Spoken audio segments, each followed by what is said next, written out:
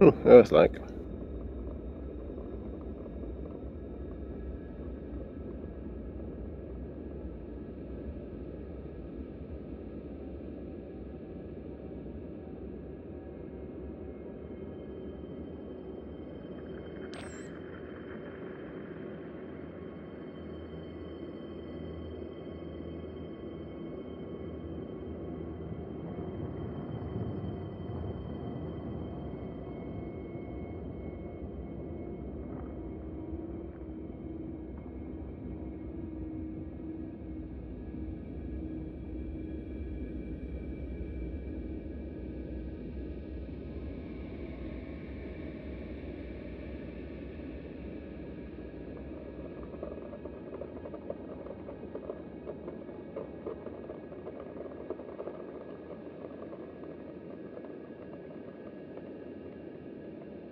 Hello? Hiya. Good. Someone knows the waypoint for the station near the Sagittarius system?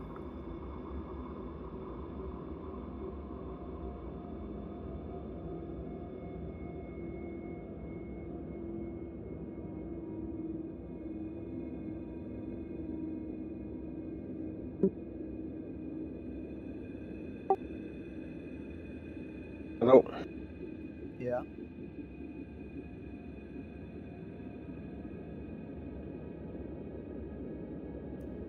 And the station is nearby or in the system?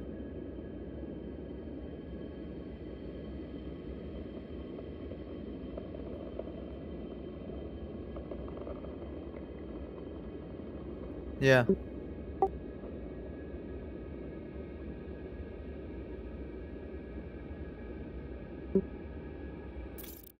Okay.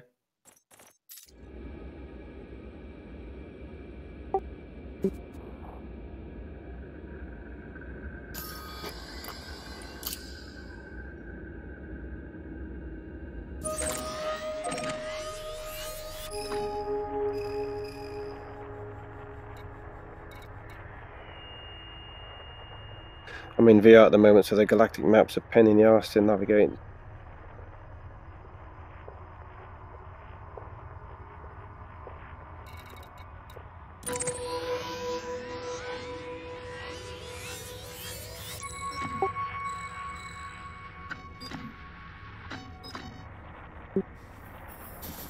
Moment.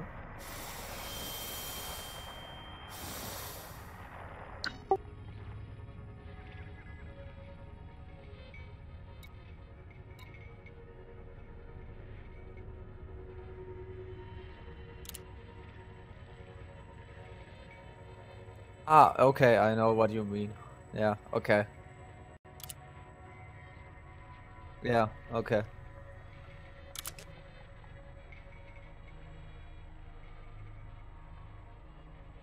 If you're in fleet comm, shouldn't it be highlighted as a waypoint as well? As a Yeah. it should be squad bookmarks. Okay, thanks.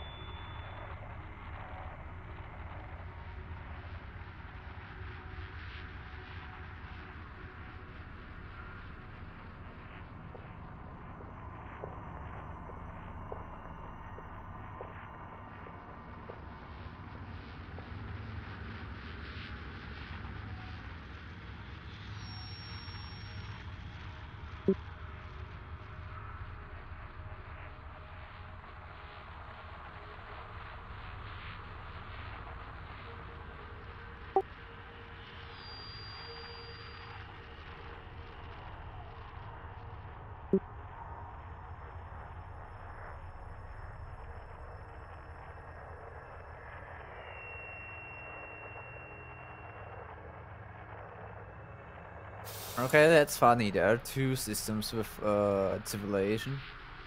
Guess it makes sense building the station there rather than close to a black hole.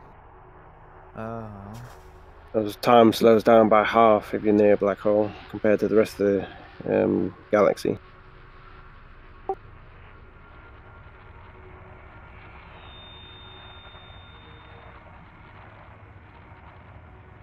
Yeah, it's in case you get fines and bounties.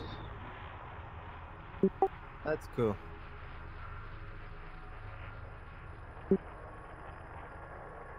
So,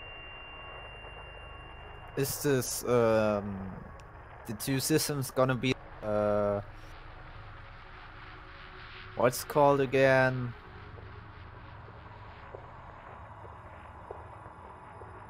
I did forget it. I mean the other bubble where the most player sometimes are. And the left. No, I mean it's. Damn it. What's called the system on the left from Sagittarius? The Stume players. system. I don't mean that.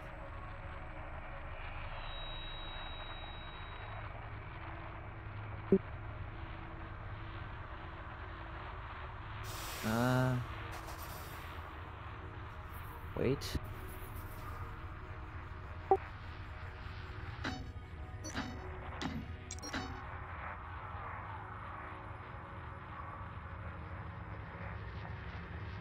Oh, I mean Colonia. Yeah, I mean Colonia.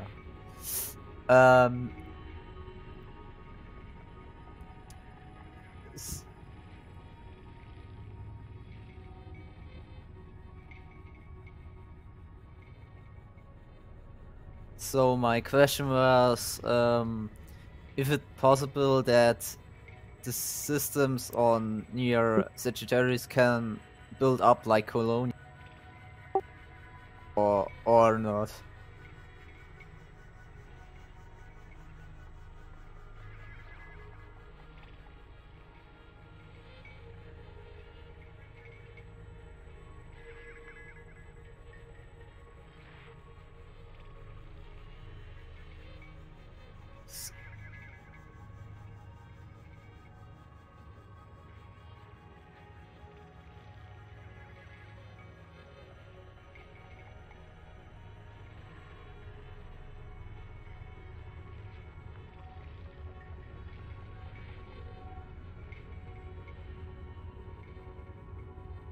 If we're lucky, in about 2 or 3 years' time, they'll give us Andromeda, because you need a super black hole to actually get to the next galaxy.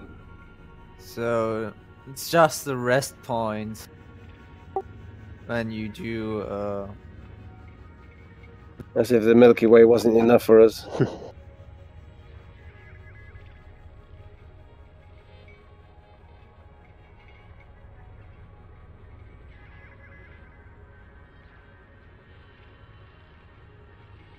Yeah.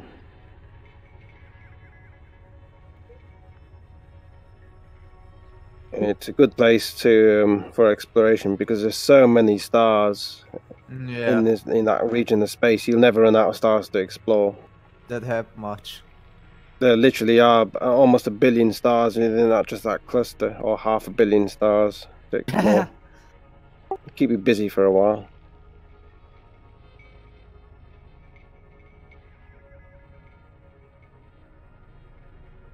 Yeah. It only renders when you're sort of in close vicinity. If I gonna find a black hole, I'm gonna reach.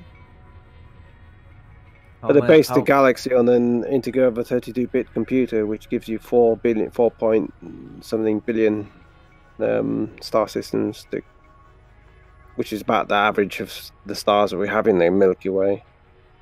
400 billion, I mean. Okay.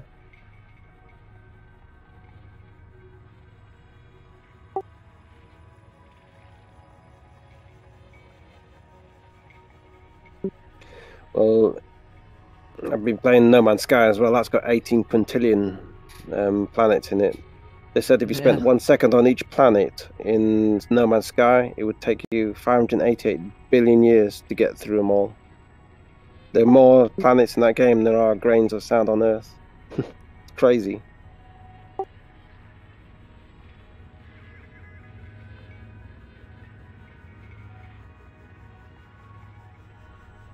Oh, you can't compare the two, really. Elite Dangerous is more scientifically accurate, and it's got one-to-one scale as well.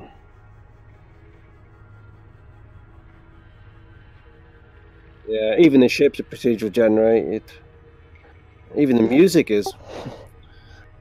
Yeah, No Man's Sky is like the kid from Elite Dangerous or something like that. Yeah, but I've made mods on it, so my No Man's Sky actually looks like real space. It's the first thing I modded. But I play on it because my wife plays on it a lot, and I like tinkering with it. I like making mods and seeing how it works. It's like a little plaything for me.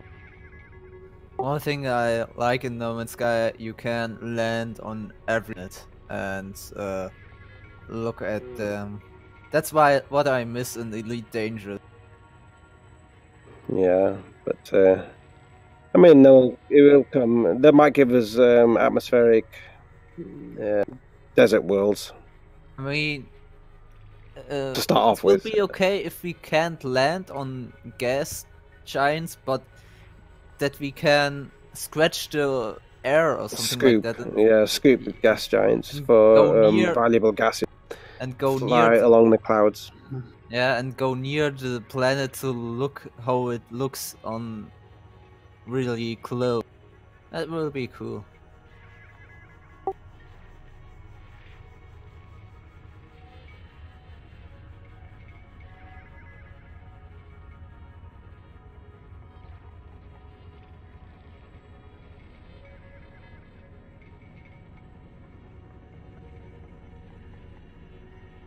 Yeah, it was missing in the original. Now it actually it's been considerably fixed with major updates. You can have up to 4 players in your instance. After July, it's going to be a lot more better, up to 32 players in the same instance, and it's going to have full VR support. I'm still going to mod the game so I don't get an acid trip when I'm flying in space.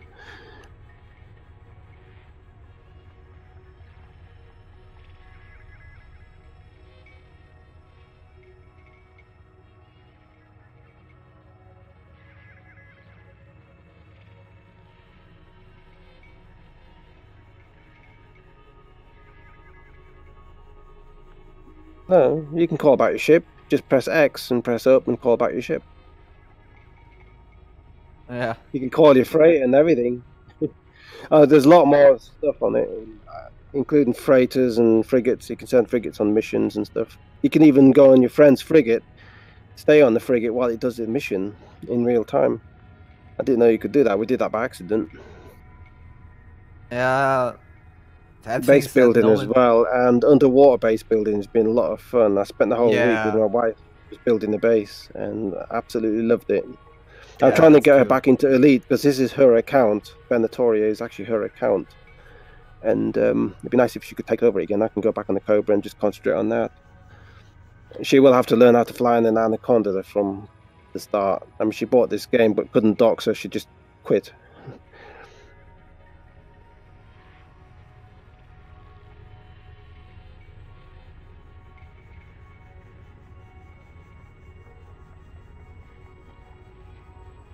Oh yeah.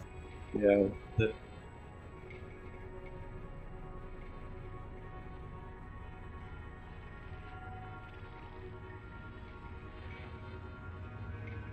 Yeah, thinking of building that into all ships in future. I mean, people, diehards will complain, but you could just fly it with it off. I've never had a docking computer on Conda. Never needed one, but if my wife takes over this account, I'll stick one on board. Well, she's going to be on the distant worlds anyway, so she's just be careful not to kill the ship. Oh.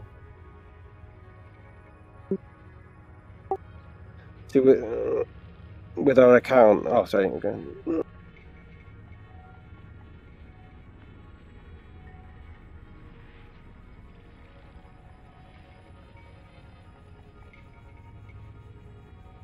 Yeah, it looked like Evacron almost. It's not You an mean indie game stars? that was I played a lot as well. Oh.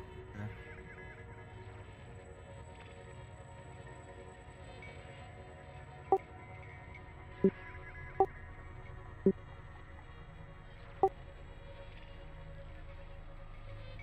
See, my No Man's Sky, I made a real space mod, and I've also made HD clouds and made the planets look really good. Yeah.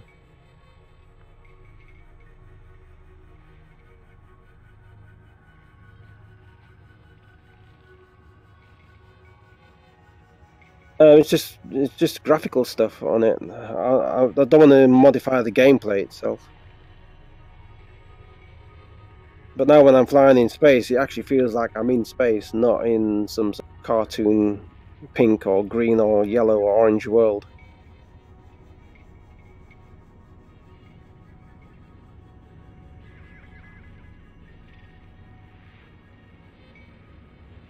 Yeah. Oh yeah, I mean the game's sort of it's easy to mod.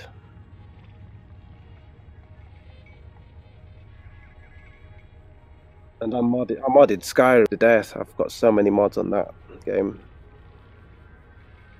All graphical stuff, EMPs and stuff I made as well. And water mods.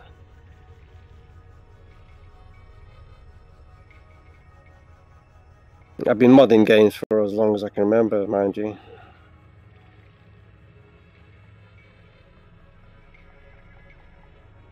Started modding back 2003 on Bridge Commander, Star Trek Bridge Commander.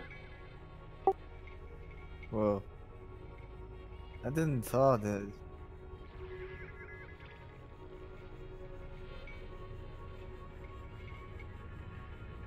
I specialised building bridges and various ships.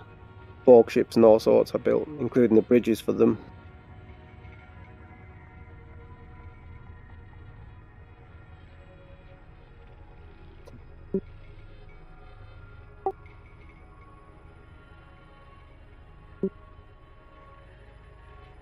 And if you've heard of X3, Terran Conflict, I made cockpits for every single ship in that game, and I released them.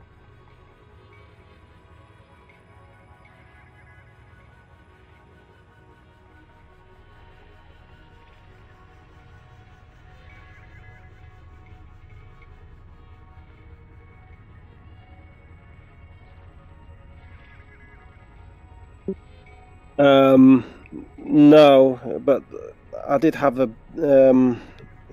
little mod that made the sky blue, and I was able to drive on the planet in an SRV with a blue sky, and there's an anaconda landed with blue sky above and everything. It's all desert world. I've got some screenshots of it. I put it on the Discord chat already.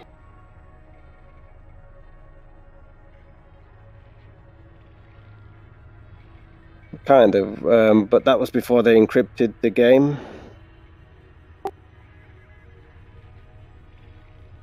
This game's heavily encrypted. You can't modify anything on this game.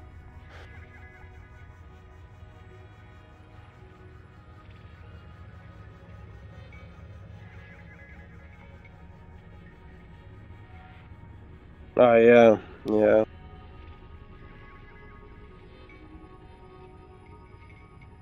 Yeah, the Anaconda next to the Boeing 747, it was slightly out of scale actually.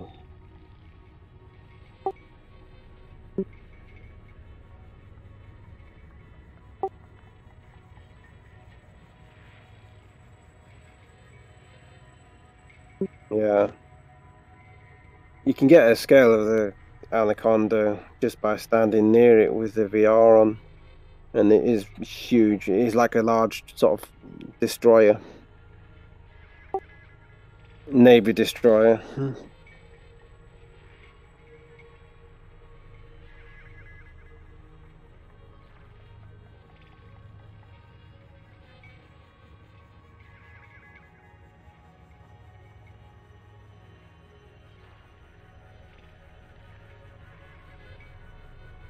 I've got the Oculus EV1. There is a new Oculus coming out with, but you need a more powerful graphics card. But the hardware is becoming cheap, and I mean this Oculus cost me about £300.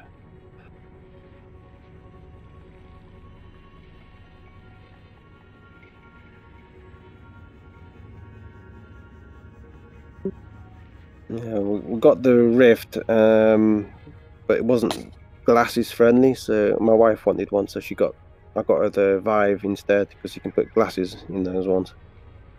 But she's got room scale. She's got room scale VR. I have the Vive too. The Vive is best for room scale. It's well, it Yeah. works really well on Elite. I much prefer the controls on the Oculus, though. They're unparalleled. It feels like you're holding guns in your hand. Yeah. And when you're playing things like Robo Recall, it's just amazing. You playing Beat Sabers? Beat Sabers, I do want to try that. I've never tried that yet. Try it. It's a I good swear. workout.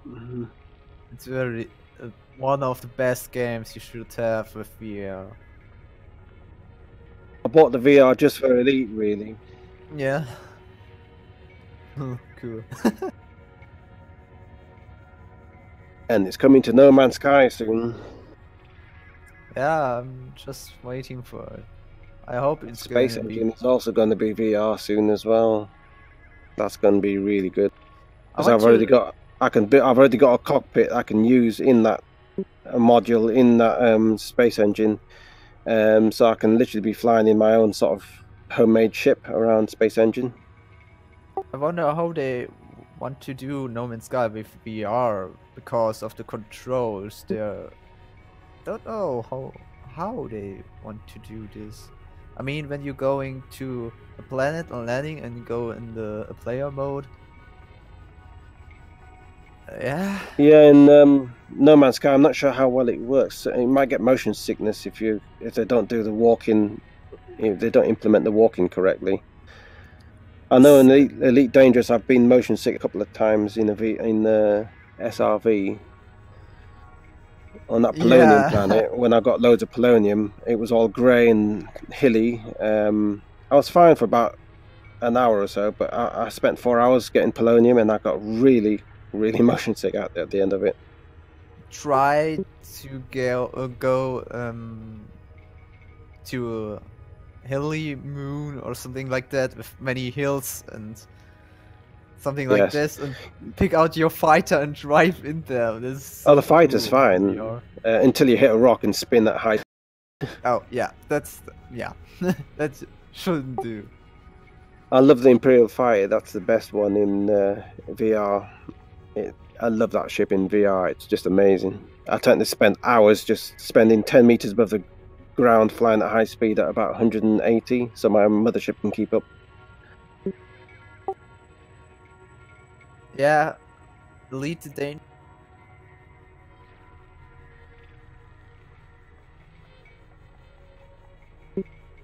Oh yeah, you can watch. I used to use that to watch movies. I could watch it on that virtual cinema. The only problem is you don't get side-to-side movement, so it's with the Rift and the Vive, you can move your head sideways. You can actually look down the side of your chair, lean forward, look at the monitor in front of you.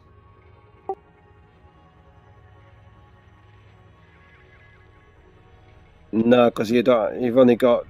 It's like your head's on the pole. You can't move it forward or backwards.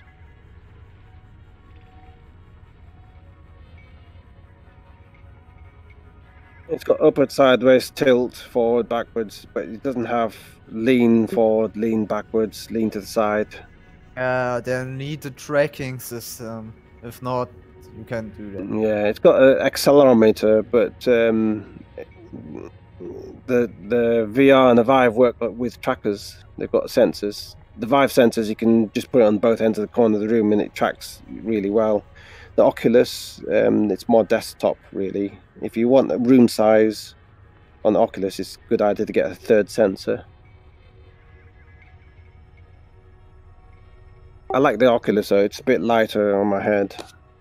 There is another VR headset that has this 316 There's sight. it's got a high wide angle sort of point Yeah. of view. It's the Pimax. The only problem with the Pimax is it's a liquid crystal display, so the blacks and whites aren't the contrast isn't quite as good. It's still brilliant. It's sharper, but in very dark games, you can get a lot of sort of foggy and grey out views. Yeah. But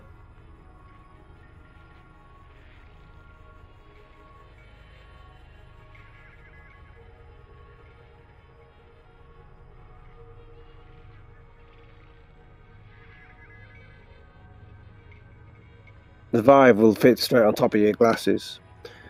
The Rift, you can actually get lenses for them as well. There's also an adjustment at the bottom which can adjust it somewhat.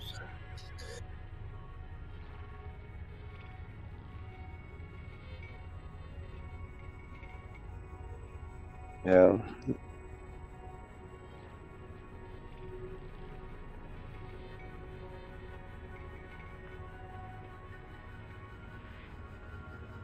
But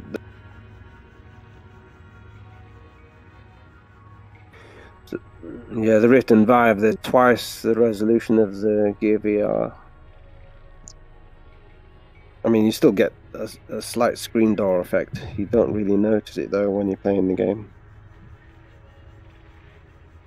And playing games like Elite and other games like or demos like Aircar and that, you get an amazing sense of presence. If you do get VR, download Aircar. It's a free app. It's very good at showcasing your VR if you want to show it to friends and family.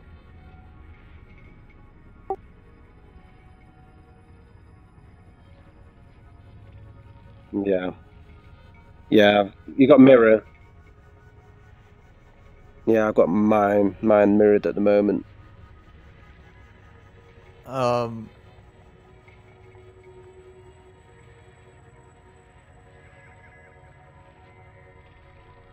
Yeah, I mean you could do that with lights off and you get just as immersed, but it's not quite the same because you haven't got the depth of field or depth perception. last week I had a little. See, right now in Elite, I'm looking down at my body because my joysticks are in the same position, my legs in the same position. It feels like I'm in the environment because I can see my own body. Although my character's got boobs at the moment because I'm on my wife's account. I've never changed her avatar yet.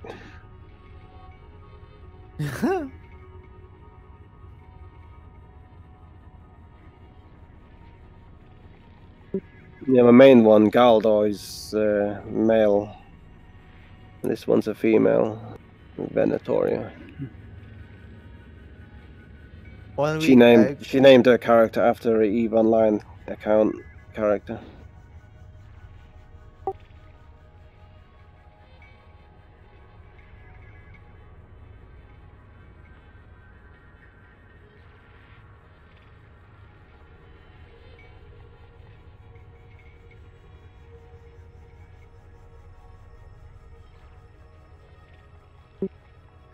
Avatar creation.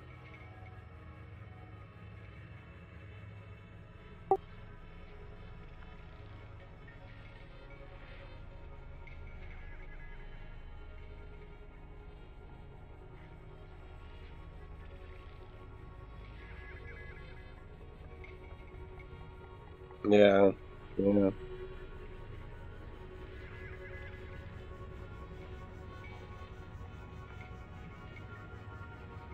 Well, it's a successful model, and it's worked really well for games like GTA 5 Online, for example. A lot of people buying shark cards and stuff because it's so hard to make just any money to buy anything in the.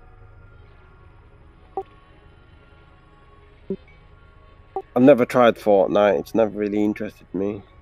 Don't try it. Battlegrounds is better. I prefer more Totally realistic added sort of looking game like PUBG and stuff like that. Battlefield. Well, I only played up to Battlefield 4. I wouldn't touch Battlefield 5. And we run our own Battlefield 4 servers anyway now.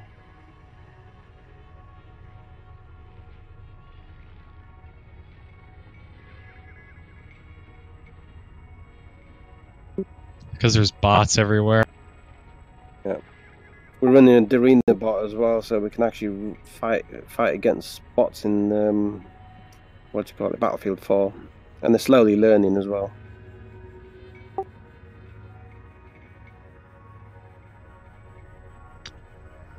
In the mobile version, in the lower levels, it's mostly bots, but as you rise through the ranks, you get matched up against actual players.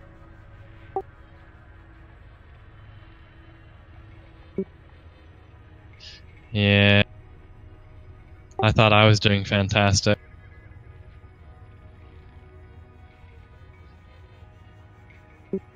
Yeah, the mobile version. PC, it's always PC is all players, always players on PC. I've never tried the mobile version.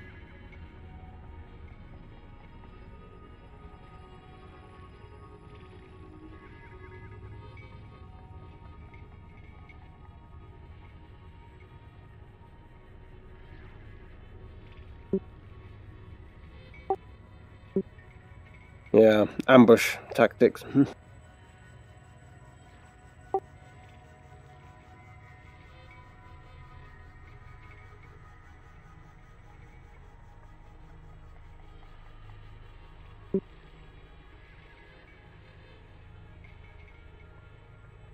16 jumps left to the Misty Mountains, whatever these are like.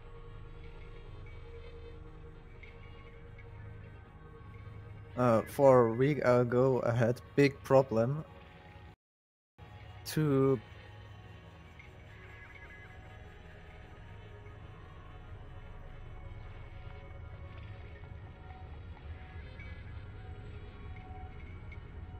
sunlight struck the glasses, and when I turn on the Vive, there's a little line that's a little bit black. I don't know. I don't want to send it to repair, but I fear that it's gonna cost high prices. You know, So if cooked it a bit in the sun. You know, if I can fix that by myself, or should I go send it to repair?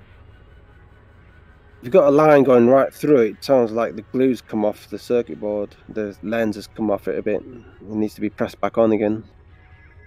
Similar to the well-known problem with the Galaxy S7s, where you get the pink line on one side. The glue comes off the screen, comes off the circuit board. I had that issue. What I can do? I've got that on my Galaxy 7 right now, actually. I've got used to it. It's not really,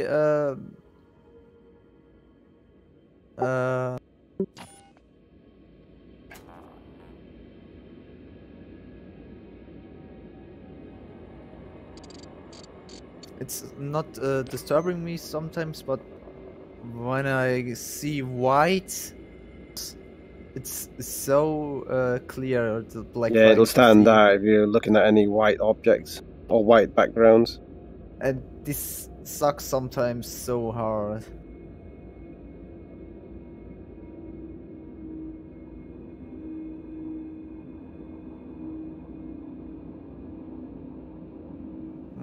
I found the difference between the Vive and the Rift. I felt that the Rift seemed to get the cockpit dimensions of the Elite Dangerous more correct.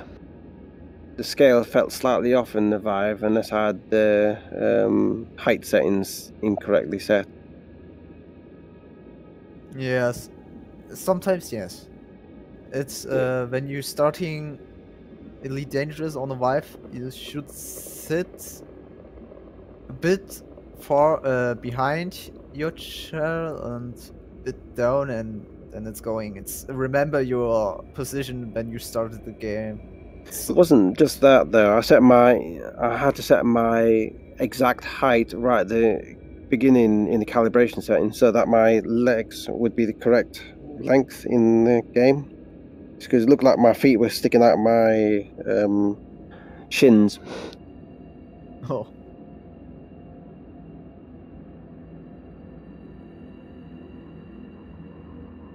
Because I noticed that Anaconda felt a bit bigger on the Oculus than it did on the Vive, but that's because I had to reset all the settings. Yeah. My wife uses it. She's shorter than me, so I think it's set to her height. Oh.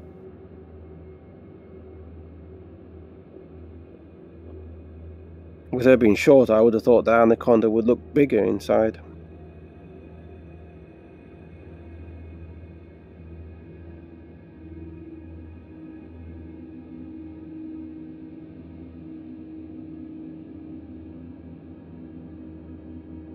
Oh, fucking 108 jumps to Sagittarius.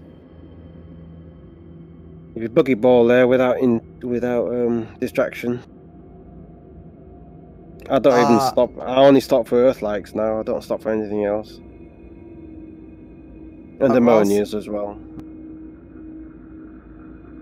I did pause, stop playing Elite Dangerous for 1 or 2 months, I think, and oh my god, I missed so much with this event. I think. Stop it in Waypoint 2, I think, or 3.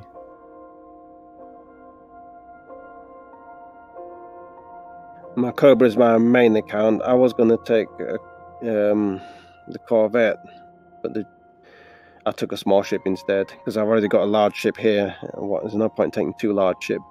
So I took a Cobra. I've drag drived it so I can go at high speed down the canyons. When we're reaching Bagel Point. On the Cobra, I'm going to fly straight to Beagle Point. On this Anaconda, I'm going to go to all the waypoints, all the sightseeing areas. Yeah. My friend already flew a Sidewinder to Beagle Point, but he got bored and went down the canyon, tripped a rock and died. Oh! So now he's back at Colonia. He's outfitting the hauler and he's going to take that out instead. Well, okay. He said, the hauler, why not? I thought, okay, you're going to torture yourself.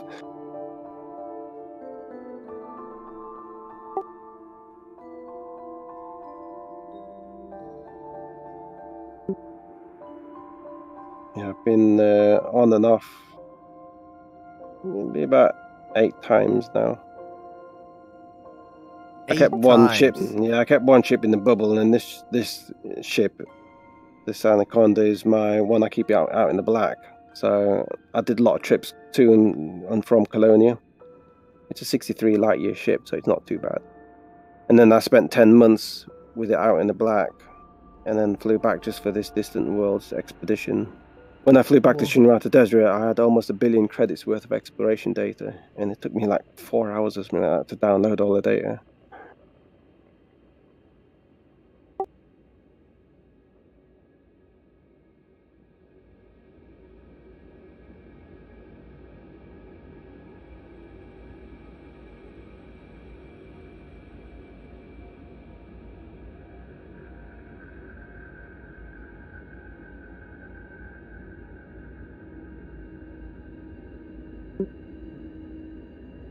When they had that Harry Potter harassing everyone, I actually brought my PvP ship to Colonia in case we wanted to fight with him, but that was a waste of money, really.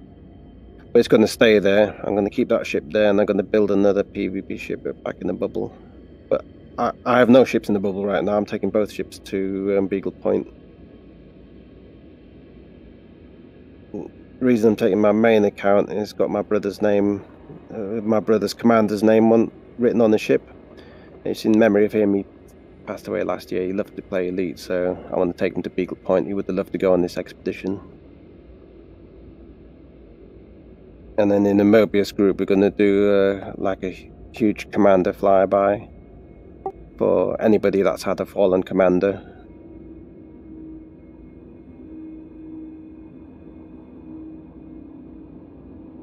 And anybody else that has a commander, to put their name down, and then we'll have the ships fly over the hills, dropping chaff and fireworks or whatever, as somebody reads out the names.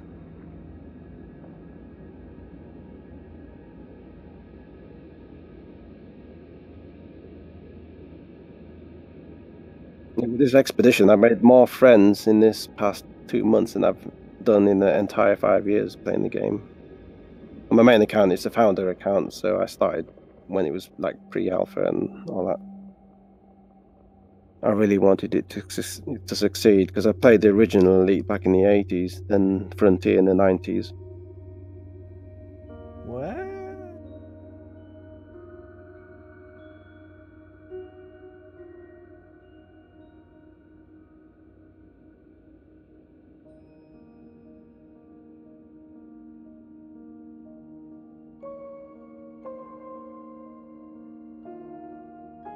It's just a shame it coincided with Star Citizen launching at the same time, so a lot of the thunder got stolen away from Elite.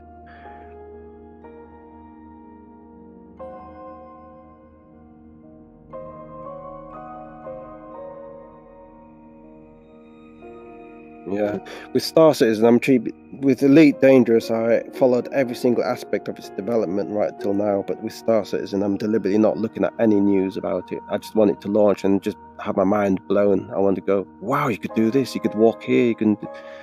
I just want to be totally amazed by it. I don't really want to know too much about it until it launches, if it ever launches. I probably spent about £500 on Elite, about £400 on Star Citizen overall in various ships and stuff. What do you think is...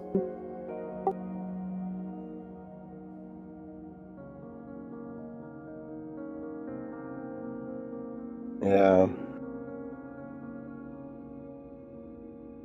Yeah. But David Braben's well known for making the game out of a shoestring. I mean, if you look at the making of Elite, it's on YouTube. If you Google making of Elite, it actually shows you what David Braben went through to create the world's first 3D game, space game. Yeah, I saw this back in 84. video.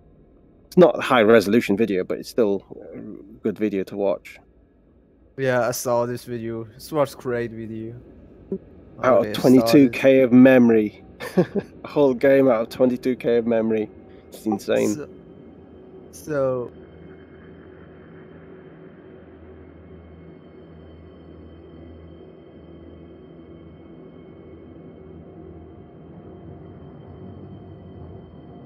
Yeah.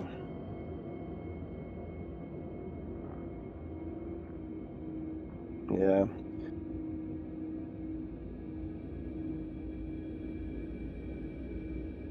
Yeah, that's what I had, and I played Elite on. I played Elite on the BBC Micro, then I got it off the Commodore 64.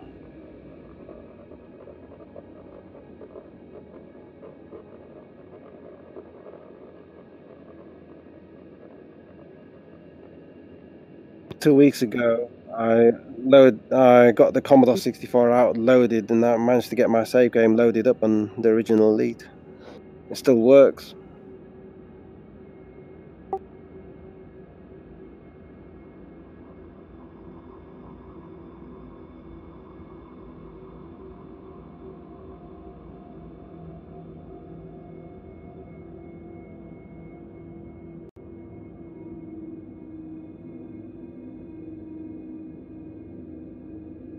Well, 64k of Commodore. There was a few more frills added to it. The BBC Plus was a more stable model. The game crashed a lot less on that one because of the extra memory.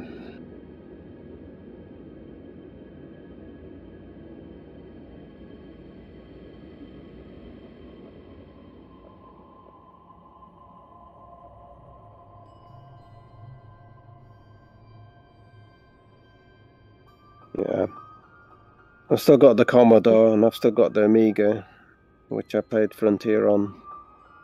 In fact, I kept Mark 1s of everything. I've still got a Mark 1 PlayStation 1, the Dreamcast. I only bought the Dreamcast just for one game, in Shenmue.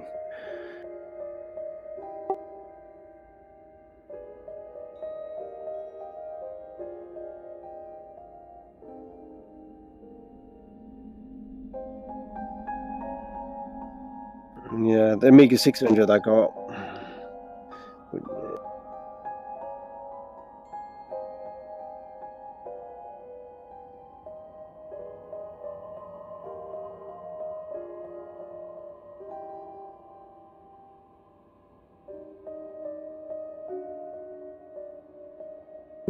Yeah, Amiga still boots up.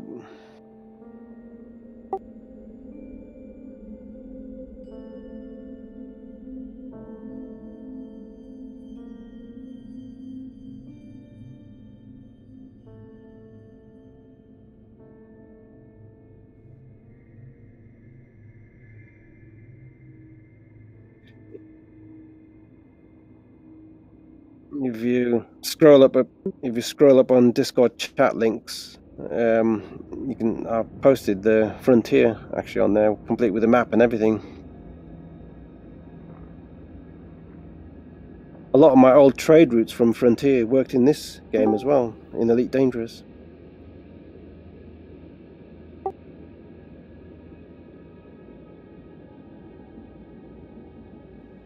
Hello.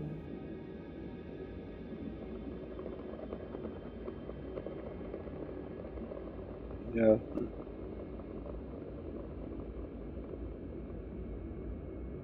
Yeah, they did. Same with my home base in the original in Frontier used to be Peter's base, orbiting Topaz in the Facet system, Empire system. That base is now a Jacques station.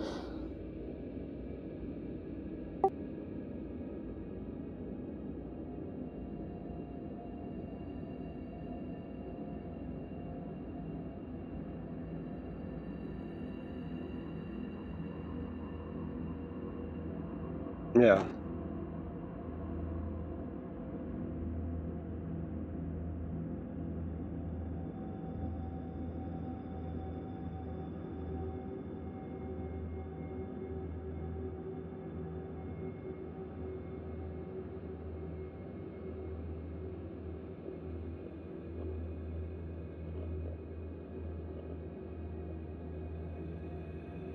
I never did the final mission in Frontier, the 1x1 project.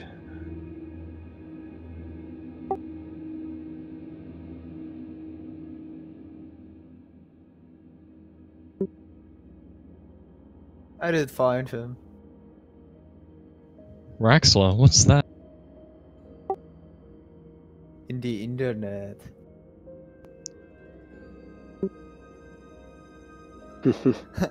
You should call yourself an Elite Dangerous, right? If you look at Barnard's Loop, that's the remnants of the Thargoid homeworld that blew up millions of years ago. So goes the theory.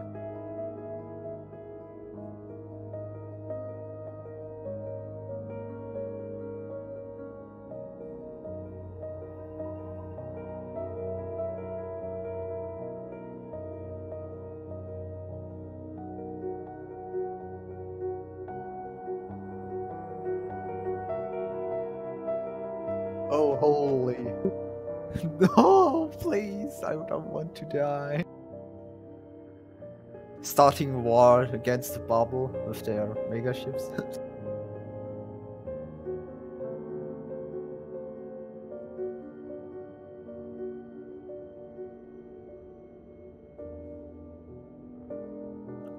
Someone watching the series The Expanse. Oh yes, yeah, enjoying that. I love it. Sometimes it reminds me of Elite.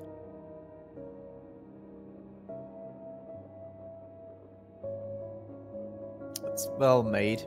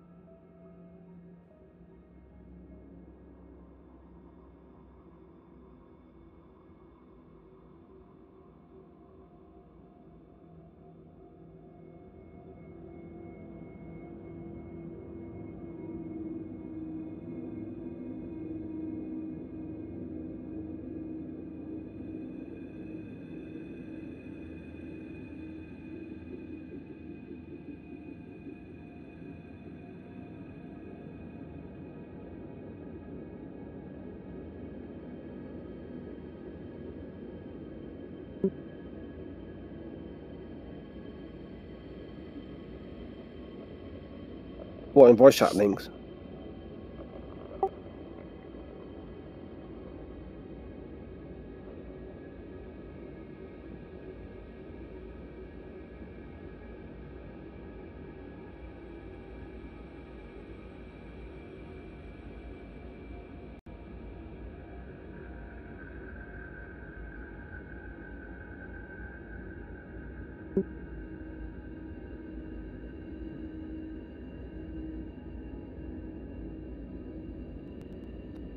You load all mine as PNGs or JPEG.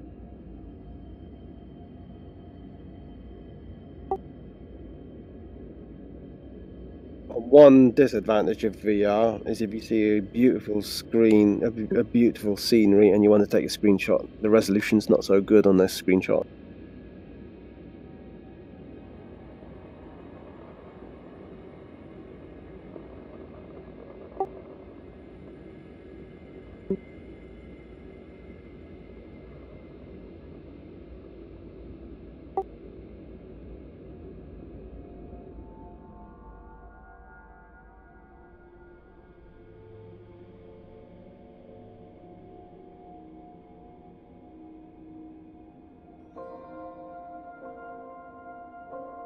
So, I'm in the hybrid jump. Best not to look at pictures while I'm about to hit a star.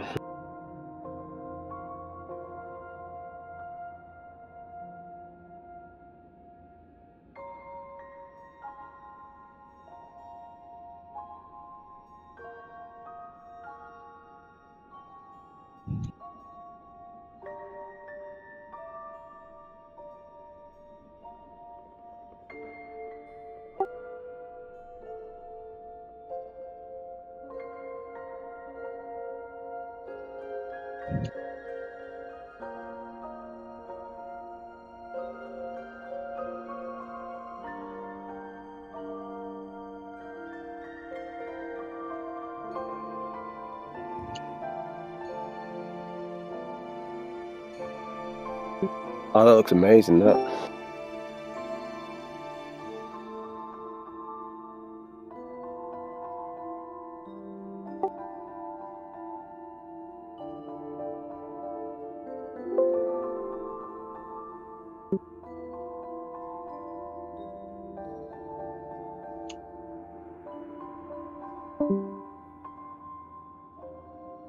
Sometimes spend almost a whole hour just low orbiting on the Earth-like. I set the ship to adrift, so it's like slowly rotating, and just sit there with a cup of tea, watching the sunset.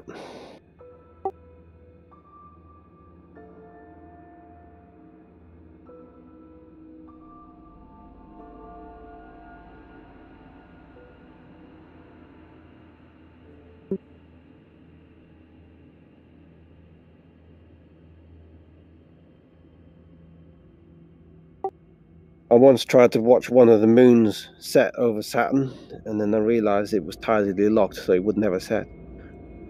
I wanted to see Saturn set over the horizon, just like I did in Frontier. I was able to do that off Mimas and watch Saturn set on the horizon. But in reality, they're tidally locked, so it would never set. So in Elite Dangerous, it's a lot more accurate. It didn't set.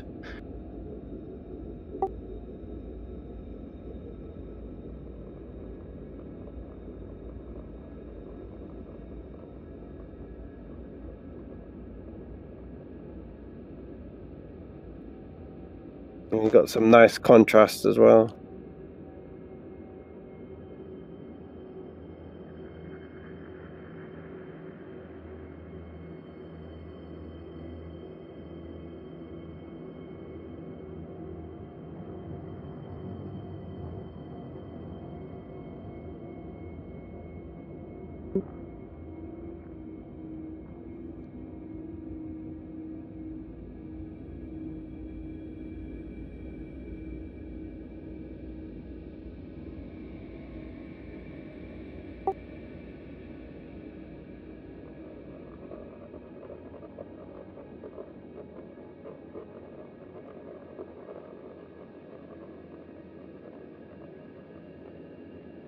Yeah.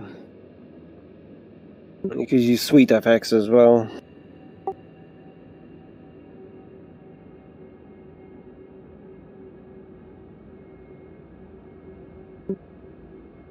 That's one Obsidian uses a lot.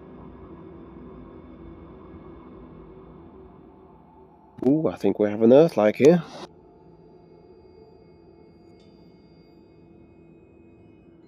No, it's a troll planet.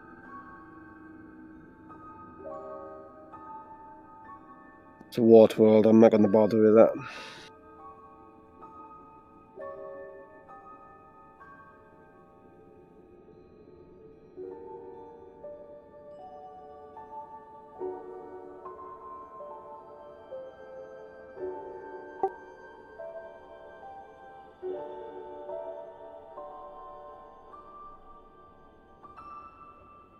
I put one up on the Discord chat.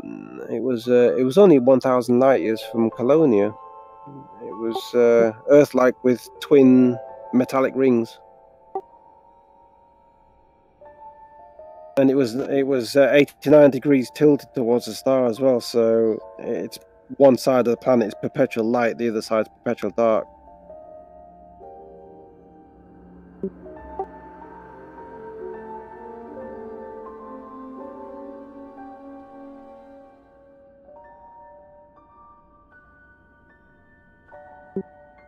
Oh, do you?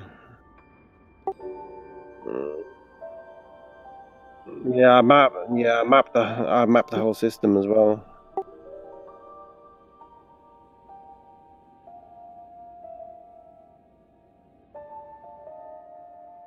See if I can find it.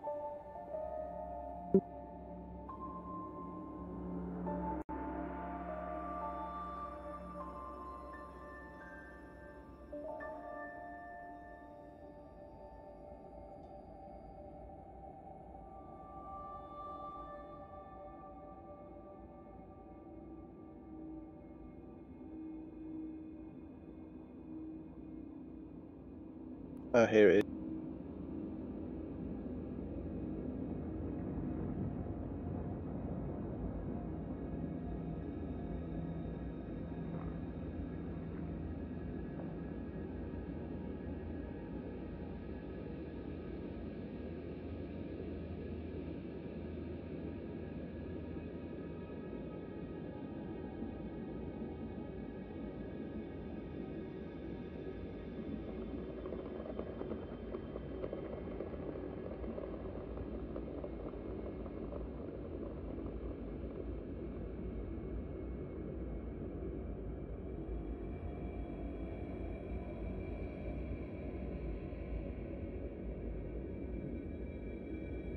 That's 2.15 megabytes.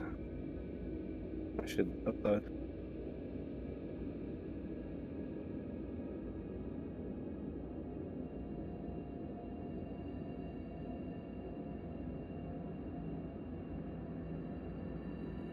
That's the one I found.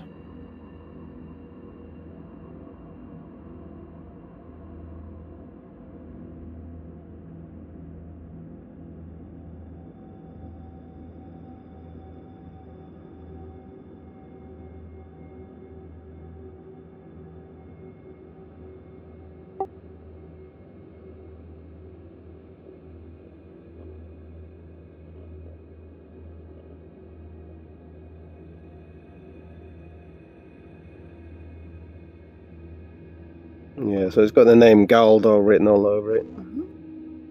Since it's my main account.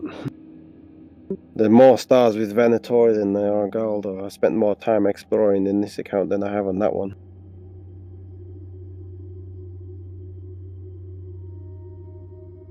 On my main account, though, I've played that game since sort of day one, and I've played it leveled up the slow way, not looking at guides or anything.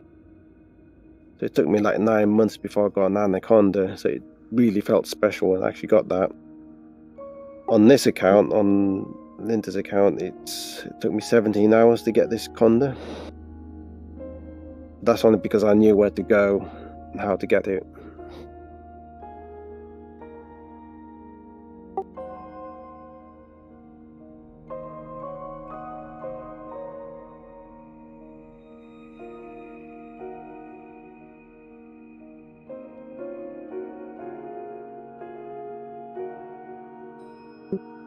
Well, we used to play Frontier together. We used to have two Amigas switched on and play side by side, even jump to the same systems, even though we weren't obviously in multiplayer or anything, and sort of do the same thing. So I was hoping to get that sort of magic back in Elite, but I think she's trying to dock with the mouse and keyboard, I'm going to get a HOTAS. I'm trying to persuade her to take over this account again. I think she'll be fine.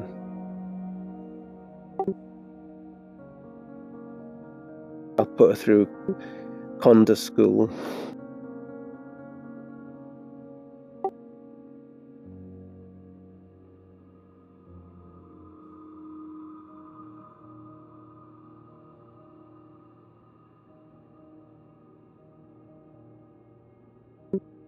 Alright. Oh, she spends a lot of time on the computer. She spends all her time on No Man's Sky, actually. Past months, she's been almost solidly on it.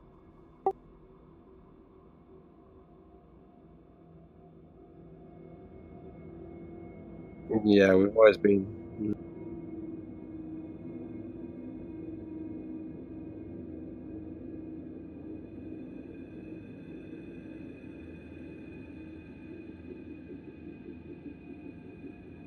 All right.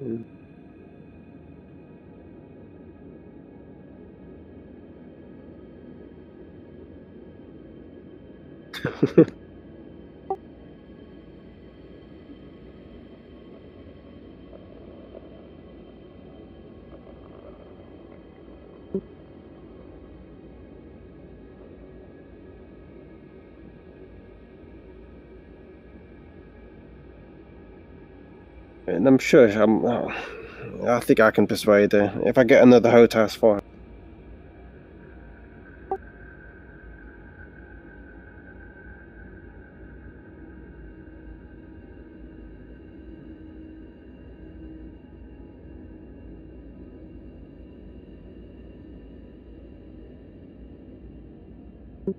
Yeah.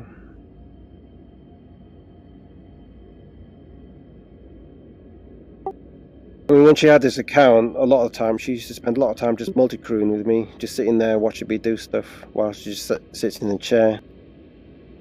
We spent more time talking on that on the ship than they do in real life.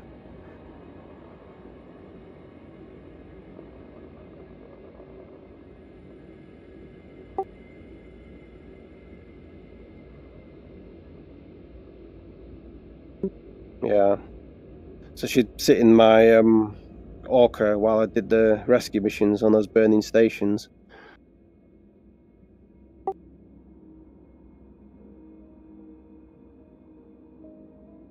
Even though she didn't do anything, she was just a passenger in the ship, but she enjoyed it.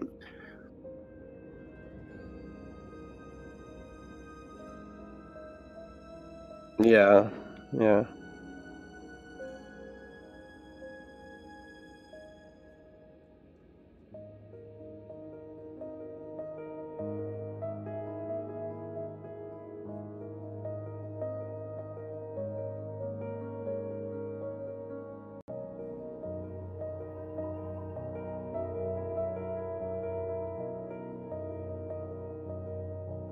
Yeah.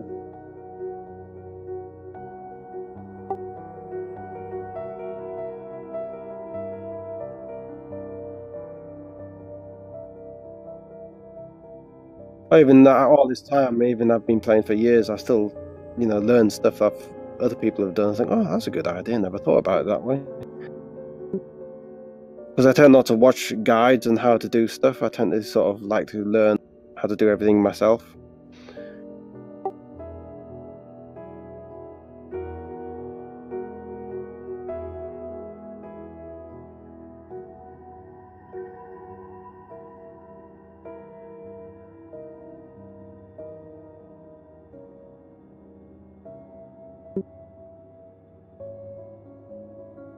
I just enjoyed the game. I mean, people say, "Oh, you could have made this money in such and such time." I said, "I'm just happy they were, doing my early missions in my hauler."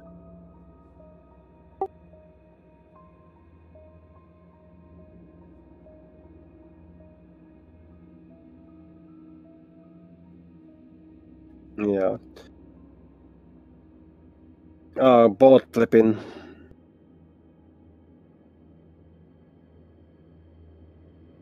Yeah, I never bothered with that. It's immersion. I tended to treat this game as sort of immersion rather than just trying to make money quickly.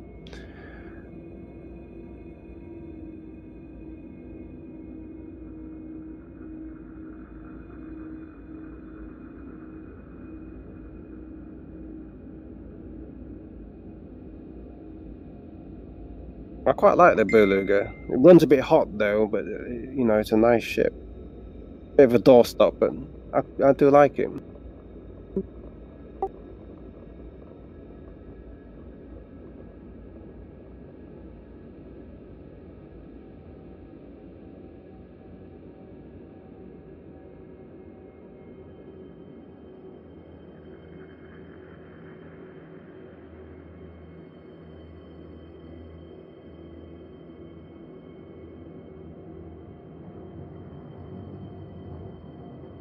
The gunship, federal gunship.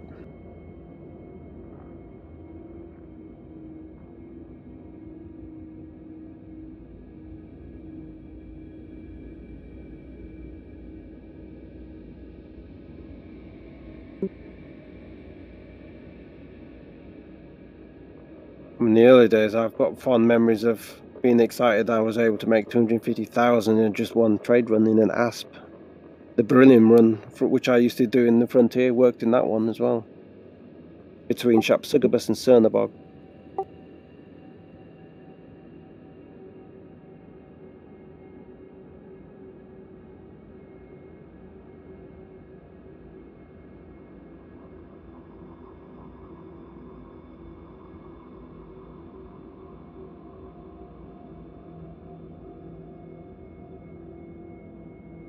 Yeah, that did help a bit. Although I did have, because I was used to doing old school, I tended to have a pad with me and just write down stuff. But the in-game tools were horrendous. They could have been better.